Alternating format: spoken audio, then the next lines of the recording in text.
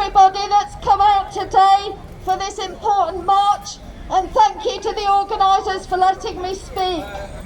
I bring solidarity from Homerton Hospital Unison branch. I'm one of the reps there for people who work for ISS. We fully support the campaign for a 15% pay increase for all NHS staff. It's a scandal that such a movement is needed. And I want to talk today about the many thousands of NHS staff who were clapped and thanked for keeping our hospitals running through the height of the pandemic, but who are still kept on worse pay and worse conditions than other NHS staff. The porters who made sure oxygen was supplied to the wards, the cleaners who cleaned every surface, the security staff who kept our hospitals safe, and the catering staff who provided food and drink to patients and staff. We were vital to keeping every hospital running. We still are. Yet in most cases we're treated as second-class citizens. We get worse pay and conditions than NHS staff because our jobs have been privatised. It's not just the worst treatment. This also means when the government says they're strapped for cash, that a proportion of the NHS money which pays for the jobs we do goes to boost the profits of private companies. Is this how we want the NHS to run? No! Profit should have no place in healthcare. Now at Homerton Hospital, more than half the people who work for ISS don't even get proper sick pay at the moment.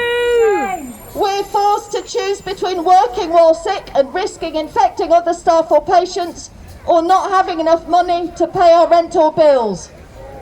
Having to rely on statutory sick pay means living in fear of getting ill because you cannot afford time off work. This public health scandal should not be allowed anywhere, but in a hospital not only is it worse, but it's dangerous. Now, I'm very pleased to say that at Homerton, a big campaign by trade unions, particularly Unison and the GMB, also staff and the local community, has just won proper sick pay for all ISS staff at Homerton. Not till October, but we'll get it then. I wanted to speak about this victory because ISS workers would not have won it without the support and solidarity of NHS staff. Homerton Unison covers NHS and ISS staff, and working together in solidarity has given us strength. We are proud to march with you today to demand your pay rise. It's utter hypocrisy that the government says they won't pay it. They have the money. They're prepared to hand over huge sums of public money to their friends in private companies, despite their many failures. Like Serco, whose CEO is the grandson of Winston Churchill. Like the companies that failed to provide PPE at the height of the pandemic. Right from the beginning of our campaign at Homerton, we made clear that our aim is NHS pay and conditions for all, and to be brought back in-house. One of our members just won an award for being part of the Team of the Year at Homerton in ICU. She's the cleaner. She wore full FFP3 kit, despite harassment every day at work to do her job in ITU. Is she not an NHS worker? Yes, Instead of listening to the campaign for us to be brought back in-house, the bad news, unfortunately there's bad news, is the Trust has just handed ISS a new 5-year contract. Staff feel that they have been stabbed in the back, ISS and Trust staff and NHS staff. One of the many injustices COVID has highlighted is institutional racism. This includes in the NHS.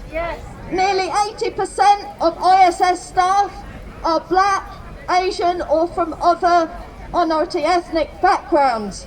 The best start to tackling institutional racism at Homerton would be to give ISS workers equality with NHS staff.